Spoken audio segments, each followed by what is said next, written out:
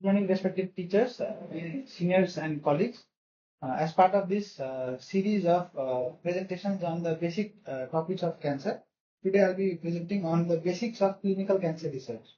I'm Dr. Aasish Kharel from BB Kharel Memorial Cancer Hospital. So this is the outline of my presentation.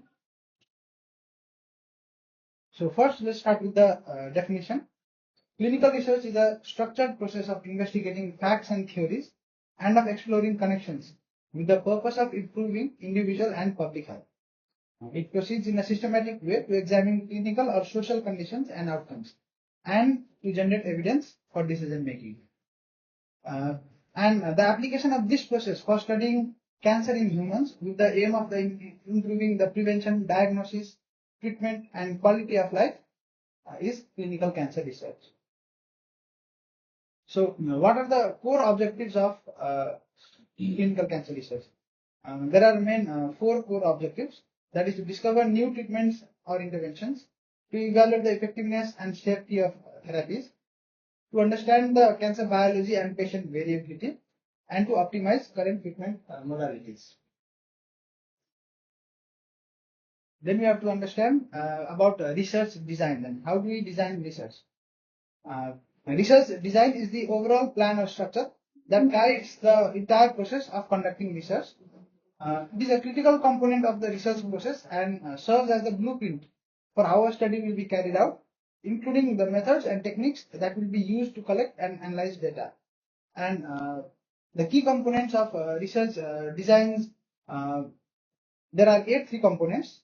The first is research objective and including the questions and hypothesis. So here we clearly define the goals and objective of the research study and formulate the specific research questions or the hypothesis to address the objectives of the study. And these questions drive the entire research process. Then we have to have the data collection methods. These include determining how data will be collected, whether it will be through surveys or through experiments or observations or through interviews of patients, research of the archives, and or a combination of these methods. Then we have to know about the sampling. So if, after deciding about the target population, we will the entire population cannot be studied, and so a representative sample of that population will be taken for the research, and various types of sampling methods can also be used, such as random sampling, consecutive sampling, stratified sampling, or other methods. Then we will have the data collection instruments. These include developing or selecting certain tools or instruments that are needed to collect the data, such as questionnaires or surveys, proformas, or some specific equipments that are required to collect the data. So after data is collected, then data analysis should be done using various statistical or analytical methods. Then there should be a specific time frame. Research should always be within a defined time period as defined by the research question and the objectives. And this time frame includes all the things, including defining the research questions, defining the population, collecting the samples, and analyzing the data. And there may be various resources that are required to conduct the research, including funding, the required personnel, some specific equipments that may be needed, or even access that is required to source the data. And finally, the final step of the research design is data presentation and reporting in the form of either presenting in conferences or publishing a report. So broadly, there are 2 types of research design, either a qualitative research design or a quantitative research design. Qualitative research is the process of collecting, analyzing, and interpreting non-numerical data, such as human language or expressions, and it is used to understand how individual subjectively perceives or gives meaning to the social reality. Whereas quantitative research is the one that we see regularly in our day-to-day practice and involves the process of objectively collecting and analyzing numerical data to describe, predict, or control the variables of interest. Then for cancer research, there are four types of cancer research. One is the basic research, the translational research, the clinical research, and finally the population-based or epidemiological research. So what is basic research? Basic research seeks to understand the fundamental aspects of nature and provide the foundation for advances against cancer. So here we focus on the molecular and cellular mechanisms of cancer, and it is conducted in laboratories in animal models or in vitro with human tissues. Then there is the translational research. This translational research is also termed as the bench to bedside research. Here, the findings that were interpreted in the basic research are translated into the clinical setting so that the patients can be directly benefited. For example, if a molecular marker is identified in a cancer, such as an EGFR in adenocarcinoma of the lung, this was identified by the basic research. But how do we transfer this finding to the patients? This is done by translational research. Then we have the clinical research, where studies are done on the patients to see whether the patients have clinical benefit or not. And this aims to test the safety and efficacy of drugs, devices, and diagnostics. These include the trials, the observational studies, and quality of life studies done in patients. And finally, it is the population-based research, where we explore the causes of cancer, the cancer trends, and factors that affect the delivery and outcome of the cancer treatment. Here, large databases or registries, national registries are used to evaluate the cancer trends and the treatment effects. And this helps to identify the risk factors, incidence, and survival trends in patients. So this is a model, a flow chart of the type of design of cancer that can be done, cancer research that can be done. So first, we have to question whether there is any intervention done by the researcher or not. If there is an intervention, then it is an experimental or interventional study. If there is no interventional, then it is an observational study. Again, for observational study, according to the presence or absence of a comparison group, it may be either an analytical study or only a descriptive study. And these analytical studies are also further divided into cohort, case control, and cross-sectional studies. So coming to observational studies, these are either descriptive or analytical studies. The descriptive studies, the primary end goal of descriptive studies is to characterize the patterns of disease treatment and outcomes in the population. And these insights, in turn, can be used to develop hypotheses to test in analytical studies. And they commonly characterize the so-called three W's, that are who, where, and when in the research question. So these are the types of descriptive studies, including case reports, case series, and cross-sectional studies. Cross-sectional studies can be both analytical or descriptive according to their nature and if there is a presence of a comparison group or not. So case reports and case series, as we know, they provide an in-depth, detailed account of a patient or a small number group of patients as experienced by the clinician. And whereas cross-sectional studies, they go further and analyze a distribution of a disease outcome or risk factor within a population in a single point of time. So coming to analytical studies, these are aimed at objective examination and assessment analysis of causal relationships between exposure and potential disease determinants, that is risk factors, and subsequent disease. And they are also aimed at testing the hypothesis that emerge from the descriptive phase of the epidemiological investigation. So the important thing about these analytical studies are they have two distinct sets of participants. One is the study group, in which we are evaluating the question, and the other is a control group against which it is evaluated. So there are three basic tenets in each group. This is homogeneity, that is all individuals must have the same basic characteristics, and then there should be randomness of selection as far as possible.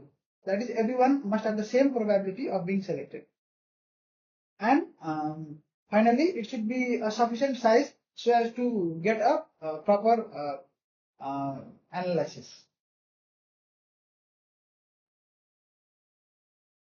These are the types of analytical studies. So let's go into detail on cross-sectional study. Cross-sectional studies are used to estimate the frequency of an exposure or outcome within a population at a given point of time. And they provide a static glimpse into the population in a single time period, and are unable to untangle the temporal relationship between a disease and the potential disadvantage. This is because we have not evaluated the temporal relationship. We are only taking a snapshot of the population in a single period of time. And they are used to estimate the prevalence of a factor, that is how common or how rare a disease or a symptom is in the population. So this is the chart for cross-sectional study.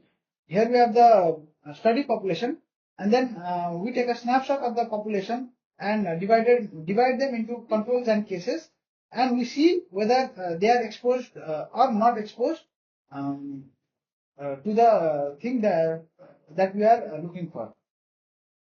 So here in the cross-sectional study, the important thing that we study evaluate is the prevalence, how common is the exposure in the population, and the other thing that we see is the odds ratio. And odds ratio is useful in comparing between various different studies.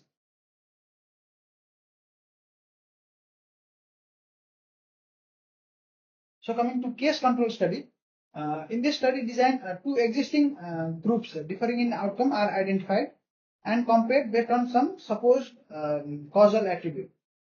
And this allows investigators to quickly assess a wide range of potential etiological factors or disease results of healthcare intervention.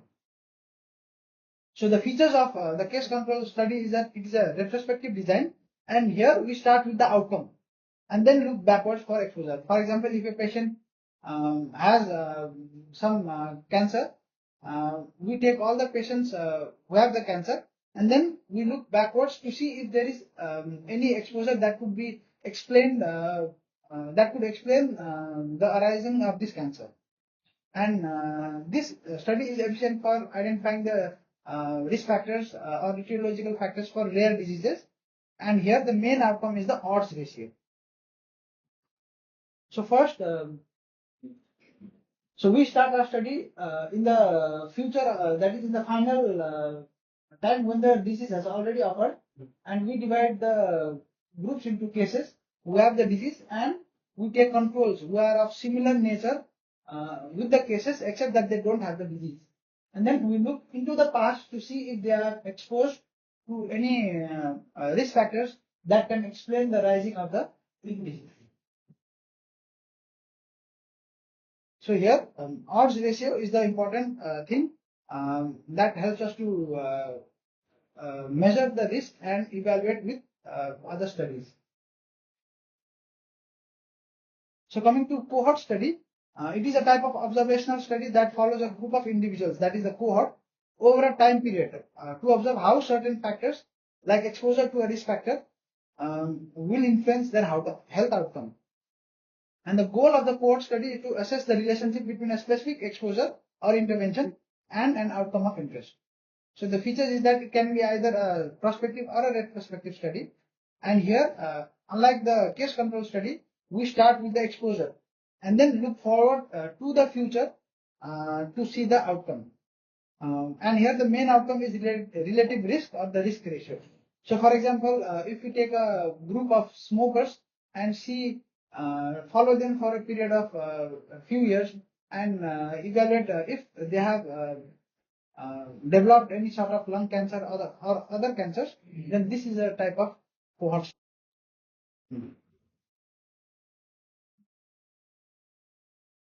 So then we follow these cases and control for a period, sorry, not cases, the exposed group and the unexposed group for a period of time according to our study question, and then we will see whether they have developed the outcome that we are expecting. So here, what we see is the relative risk, and it is a stronger metric of um, risk than as compared to the odds ratio. So now coming to experimental studies, all these studies that I described previously are studies where the researcher is an observer only. He has not intervened in any form in the study population. But in experimental studies, the researcher they actively intervene by assigning the participants to receive specific treatments or interventions to determine this effect on the health outcomes. And the features of experimental studies include these are always prospective studies, and they are designed to test hypotheses about efficacy, safety, or mechanism of treatment or intervention. And usually these hypotheses are born out of either descriptive or the observational studies. And here, the important thing is that the investigator controls the intervention. So what are the types of interventional study, experimental studies? These include the randomized controlled trials, which is the highest level of evidence that a researcher can perform. Other include the non-randomized controlled trials or quasi-experimental studies. And here there is no random assignment, and intervention is assigned by the researcher, or it is chosen by the participant. And it is useful in cases where randomization might be unethical or impractical. And the problem with that is again that there could be a selection bias. Then there are single arm trials where there is no control group for comparison. There is only the trial group, and here the trial group, all the patients, all the participants are subjected to the experimentation, and this is usually done for a small group of patients, usually early in the drug development, such as in phase 1 or phase 2 trials. Then there are crossover studies where both the interventions, both the groups receive the intervention, but in a different time period. So we will not go in detail on the other topics, but I'll talk more about randomized controlled trial. The randomized controlled trial are considered as a gold standard for generating evidence for confirming or rejecting the hypothesis. And here the participants are randomly assigned to a particular intervention. And through the randomization process, it is expected that potential sources of bias are diminished and the connection between an intervention and outcome is isolated. So this is the schematic outline of a randomized control study. So we start at this point where we take the target population and create a generalizable sample. Then, according to our inclusion and exclusion criteria, we exclude the patients who are unable or who is not able to participate in the trial. Then there may be some patients who do not give consent to participate in the trial. These are also excluded. And then we have the study population. Now at this point, by the randomization, the groups are divided either into two, that is either an exposed or case group, and the unexposed or the control group. And here we see in the future whether the outcome that we are interested in has developed or did not develop. So what is the basic structure of an RCT? First, we define an eligibility criteria to control who can participate in the trial, and this should be a strict criteria. It should be a strict criteria to prevent any bias. Then we have to do the randomization and the participants are allocated either into the trial group or the control group by pure chance. And this ensures comparable groups at baseline. And then this leads to development of two groups, the intervention group or the control group. And the intervention group receives the treatment that is being studied. And the control group, they receive either a placebo or a standard of care or any alternative treatment that the researchers have specified in the research question. Then it is important for blinding. Blinding may be either a single blind where the participant is unaware of the group allocation. It may be a double blind where the participant and the investigator both are unaware who is the case and who is the control. Then there is a triple blind where data analysis are also blinded. After this, the data is collected and then the patient is followed up over the period of time to measure outcomes.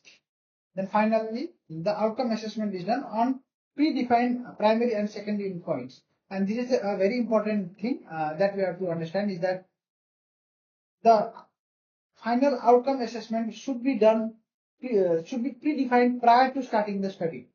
And that is prior to allocating the patients. Because at the end, we may find some obscure or spurious associations, and this should not be taken as a sign that the result is either accurate or inaccurate.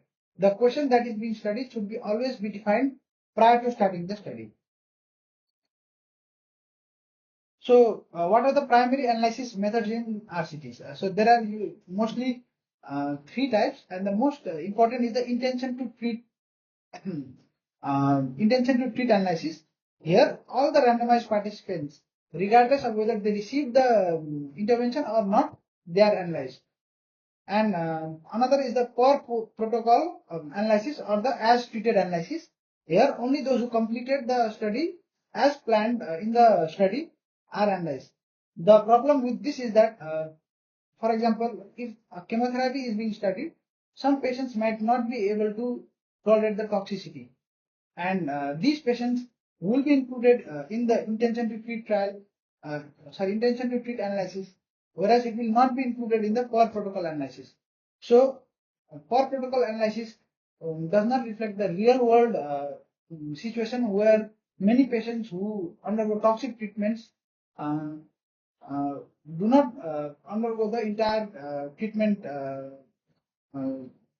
the entire treatment phase, and they will drop out in the middle. And this will lead to better estimation of the outcome as compared to the actual real world value.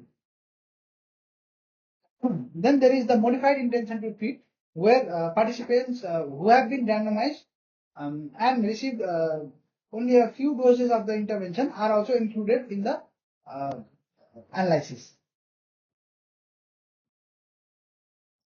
So bias in RCT is very few as compared to other types of studies, but there are some biases that we must be aware of, and these include the selection bias if there is an improper randomization or allocation concealment. And then there is performance bias where differences in care apart from the intervention due to the unblinded staff may lead to spurious outcomes. Then there is the detection bias where outcome assessors are aware of group assignments and they change the outcome. There is an attrition bias where differential loss to follow-up across groups. Again, giving the example of the chemotherapy group, patients who do not come for follow-up because of toxicity of treatment will be removed from the study, and then this will lead to the attrition bias.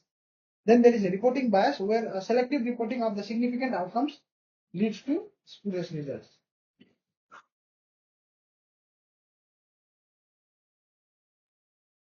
So with these types of studies, then we have to see what is the hierarchy of the evidence. So this is the pyramid of the hierarchy of evidence. First, we have the expert opinion, which has the lowest evidence value. Then there are case reports further up the pyramid, cross-sectional studies, case control studies. The highest apex of the pyramid is occupied by the randomized control trial, and then higher than that is the systematic review and meta-analysis, especially of the group of randomized control trials. And this leads us to the highest level of evidence.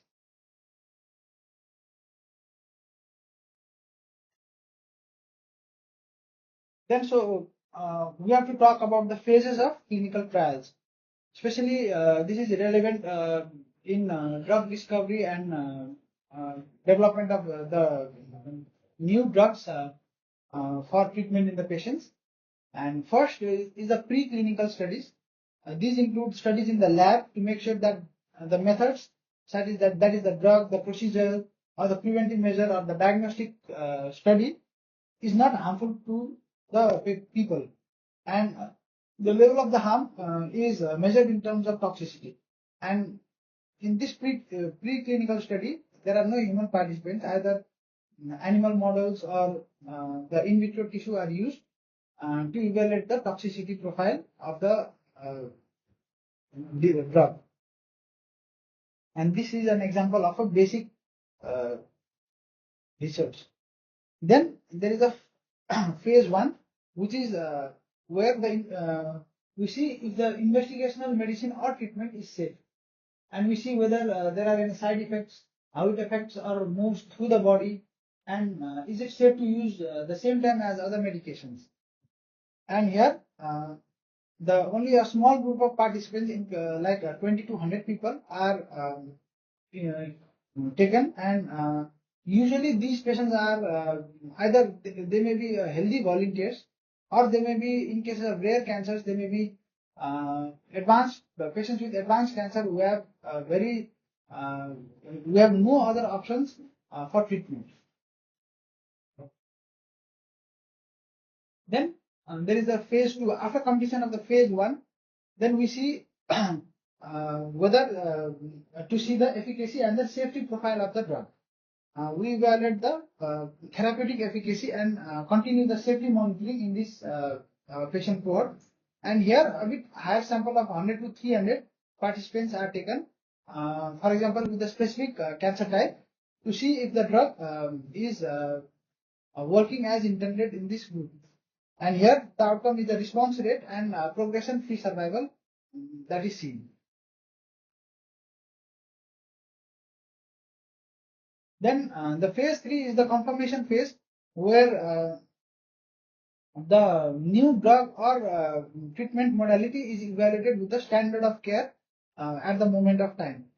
And the purpose is to confirm effectiveness, monitor side effects, compared to the standard treatment. And here again 300 to 1000 or more patients are taken, and it is usually a multi-center randomized controlled trial involving multiple countries. And here the outcome is overall survival and the quality of life and long-term safety of the treatment. And finally is the phase 4, that is the post-marketing surveillance. So after phase 3, the drug has been approved by the FDA or the respective national drug agency, and the drug has been given to the patients in the population. Now for phase 4, these patient populations are followed for a long duration of time to see if they develop unexpected side effects or unexpected toxicities while being utilized in the real world conditions. And here thousands to tens of thousands of patients are the participants, and they are usually conducted after approval from the national regulatory bodies.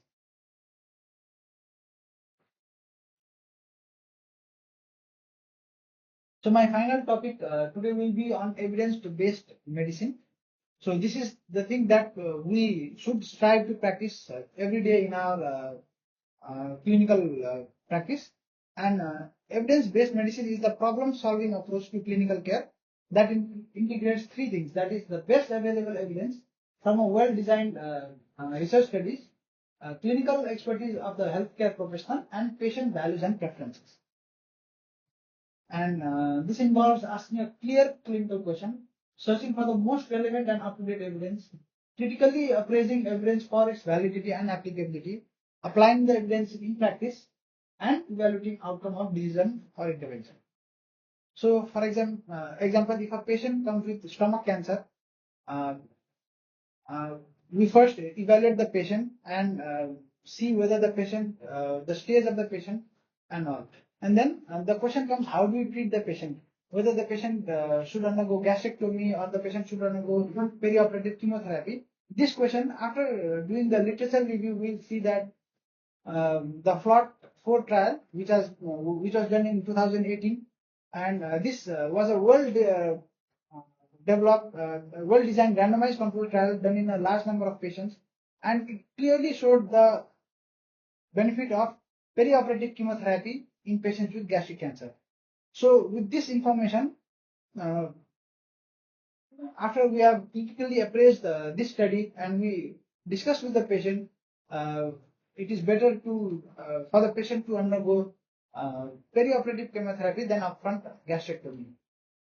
So, like this, an evidence-based medicine can be applied in our daily life that we have been doing even in our center.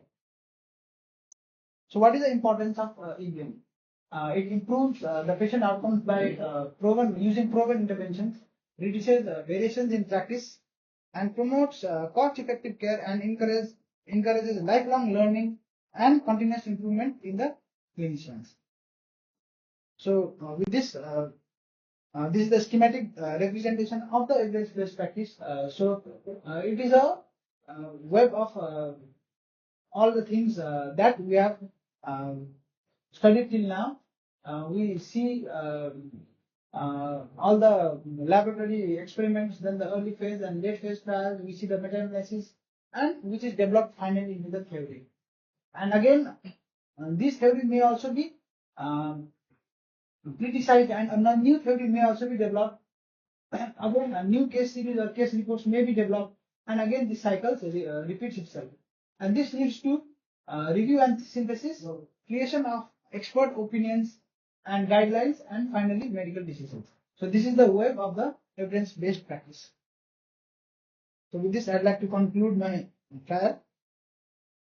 So, this is the entire process of the entire research process, and I'd like to welcome any questions or comments. Thank you, Dr. Aasish. Very well elaborated. I think many things have been cleared for all the house.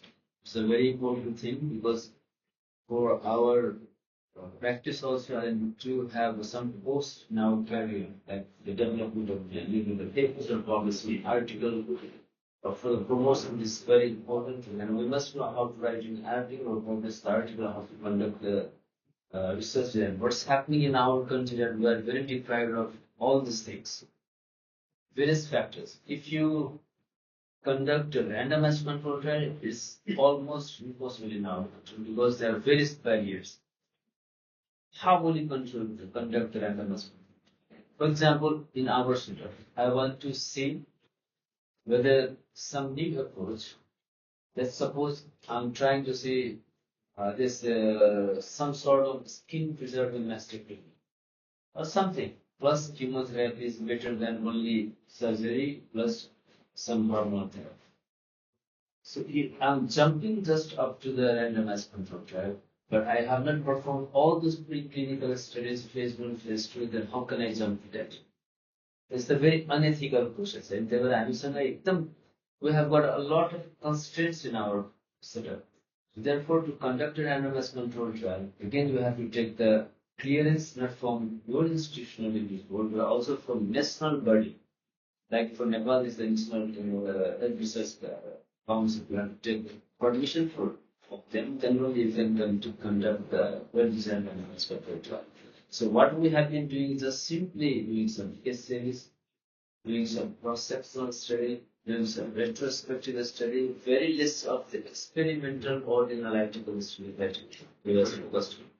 Summarizing all those things that we have said, two different entities we have to focus or we have to keep in our mind. One is the pivot study, this very good study, but that requires a large number of population, and the study duration will be quite long. Because let's suppose it's said that first we have to start with the exposure, then the outcome will come.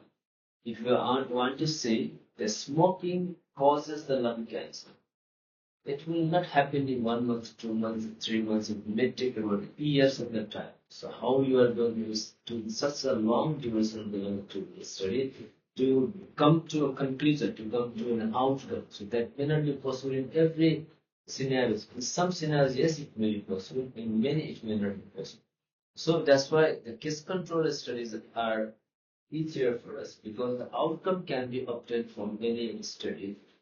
Then we can go back to the exposure, a sort of prospective study, but we're looking retrospectively into what is the exposure causing our outcome. That's just the outcome. So cohort study is very good, but that takes time, that takes devotion. It may be a long period of time. Very good thing that I found from his talk today. Indeed, if you are in a good setup, you have to start with some preclinical study. In the laboratory, you work with the microscope, you work in the molecular level, then come to some conclusion in the lab or in animal level. For example, COVID virus was spread. So went into the laboratory, studies this everything inside the lab. Then we came to the vaccine. The vaccine has to be tried. This is the first was a preclinical study. We found that these are the abnormal, these are the findings which could lead to the COVID infection. Then we came to the translational research study that came that yes, vaccine has to be given. The vaccine is this vaccine has to be, but that has to be tried in the rat or any animal model. Then only you can shift to the human participants. You cannot directly use the vaccine into the human. That was an exception for the COVID because it spread so rapidly. We didn't have much time. So the vaccine was produced within 1 year of duration better. Because there was no other way to stop the COVID. So it was that way it was produced. But for the other vaccination, the preclinical studies were too long. Then the translational research study, when the vaccine was produced, that has to be tested in some animal. So in vitro, so that was also took a longer time. Then only the clinical study compiling of the phase 1 trial that is set in 50 patients is set up to 100 patients, but it's a small number. We start with a small number of patients, so we just check whether it's safe in the human population, not or even for vaccine in the human population. If it is safe, then only you can move to the second phase. Then in the safety phase, in the phase 1 trial, you study the pharmacokinetics, pharmacodynamics of the drug that you are going to use. In the second phase of the efficacy, whether it is effective or not, that he talked about the effectiveness of the phase 2 trial. And lastly, only you can jump to the phase 3 trial, where the standard practice will be compared to the experimental new drug or intervention that you are going to use. That will be the phase 3. And lastly, in the phase 4, he said the long duration. For example, most of the cancer research will be focused on the 5 years survival time. What will happen after 10 years? What will be the cost effectiveness? What will be the toxicities in the long run?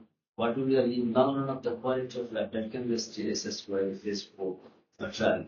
What is very important to know about the minus points, the drawbacks of this phase 3 trial, randomized control trial, that you calculate with the sample size. Patient may not turn off. With a clear size, the sample size, let's suppose 150.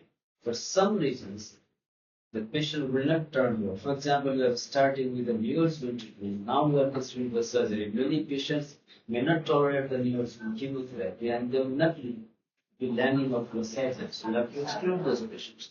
So that's a very real, serious scenario that may happen. But anyway, I think out of his talk, it should provoke ourselves also to do much more research and to publish much more articles based on whatever he has said. At least we start with some like case control studies, but to start with the most we are doing the cost estimate analysis. So that should be our goal. So any comments and suggestions from your side? The Manju, Sagar, so on.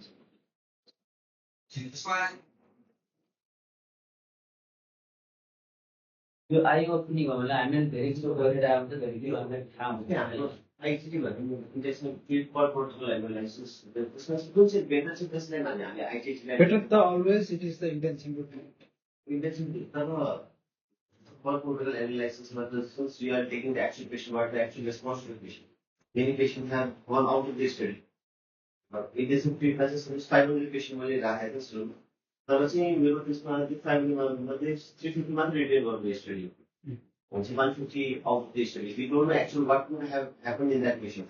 No, because So we should take the per ICT is better to per protocol analysis.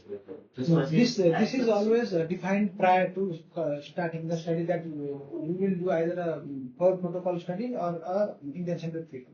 The thing about intention to treat is that if there is toxicity, then most of the patients may not complete the study, and those who complete the study will obviously have might have a better outcome. But if you see as a whole in the real world setting, the many patients may not be able to complete the treatment. They may actually die from the treatment, and those who survive it will see that it might be seen that they have a better survival. But actuality, it might not be that. Then we call the treatment associated bias. किनभने हामीले Treatment associated bias. पेपर्समा पढेर आउँछ पेपर्समा